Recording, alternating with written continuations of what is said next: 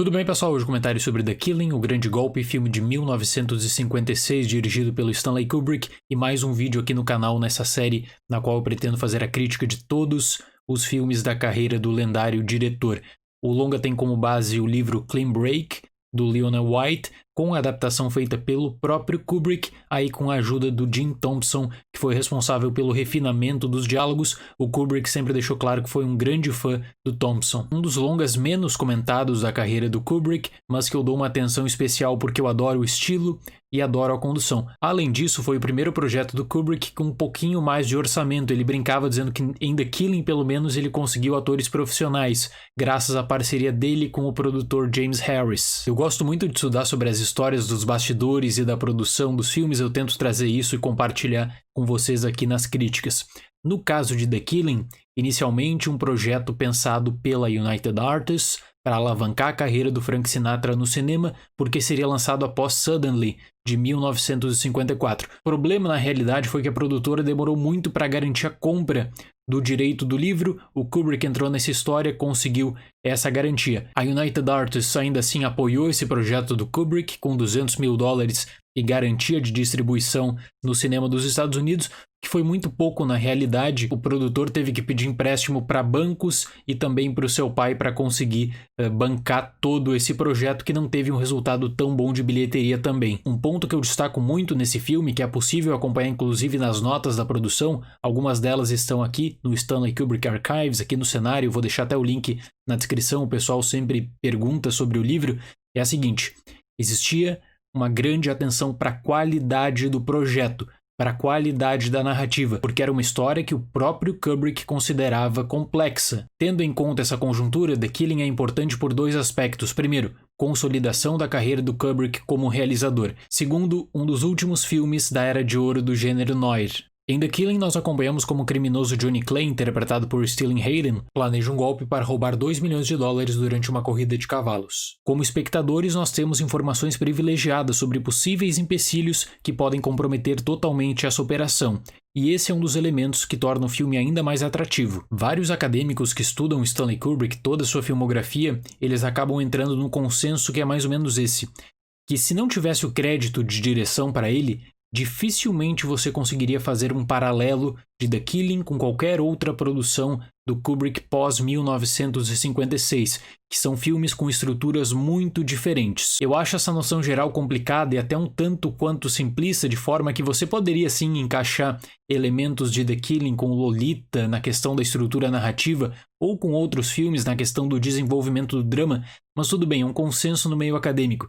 Eu acredito, no entanto, que uma história registrada nos bastidores dessa produção pode ajudar a entender o porquê que The Killing foi um filme tão complicado e tão complexo. Na realidade, desde o início, o Kubrick deixava claro que queria trabalhar com uma estrutura com flashbacks, ou seja, com uma narrativa não linear. Hoje é muito comum você assistir um filme desse tipo. Na verdade, até em determinados casos, o flashback ele é tão mal explorado que ele acaba entrando em uma série de clichês. Só que na década de 50, as principais distribuidoras e produtoras não gostavam dos flashbacks porque acabavam complicando muito o filme. Então é registrado que nós temos vários cortes de The Killing organizados pelo Kubrick. Ele faz sessões de testes para ver a reação do público e inicialmente a reação é justamente negativa. As pessoas não conseguiram entender a totalidade da história. E esse é um problema típico daquele período do cinema. Você tinha que entregar um final mastigadinho para o público. Veja como exemplo o caso de Psicose, os problemas que o Hitchcock passou durante a construção do roteiro final de Psicose,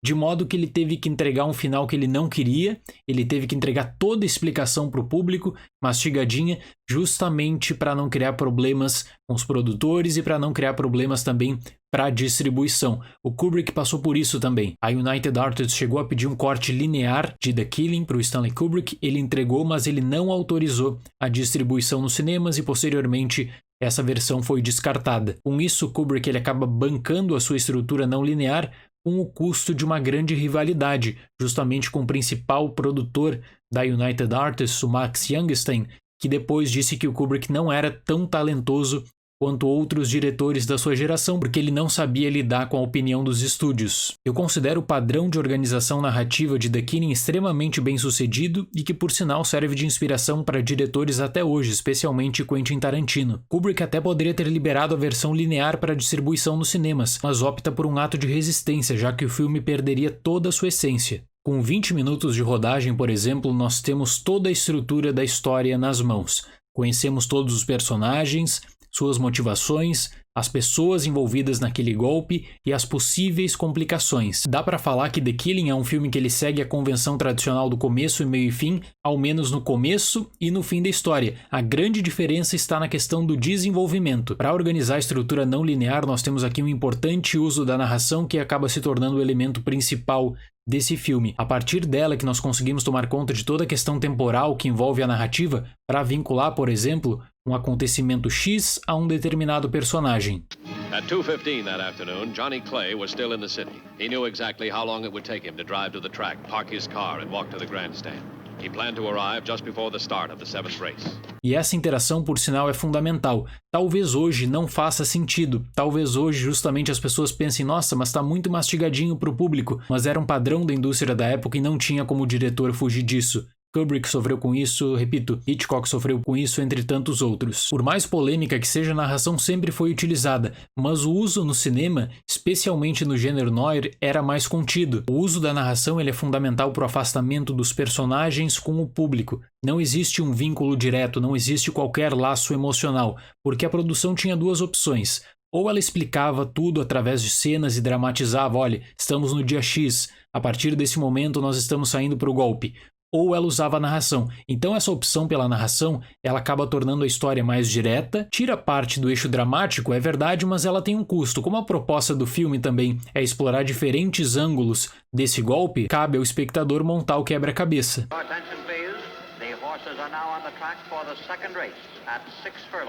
At exactly 3:32 that same afternoon, Officer Randy Kennan set in motion his phase of the operation.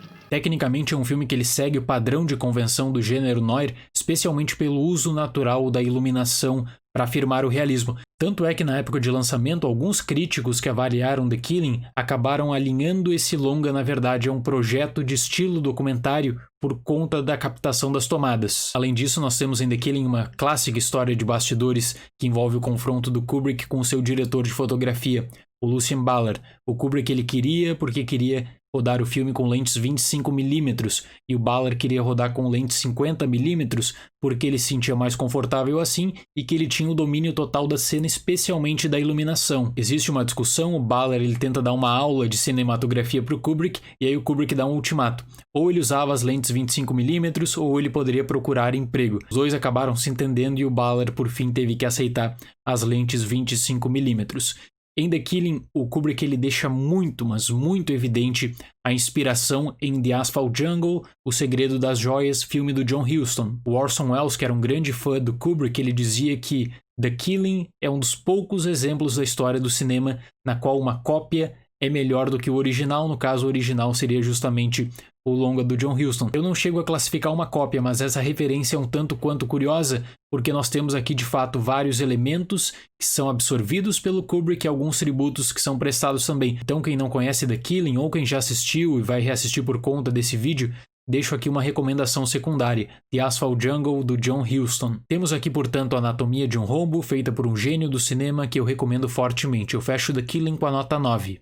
Certo? Seria esse o comentário de hoje. Muito obrigado pela atenção, até mais e tchau!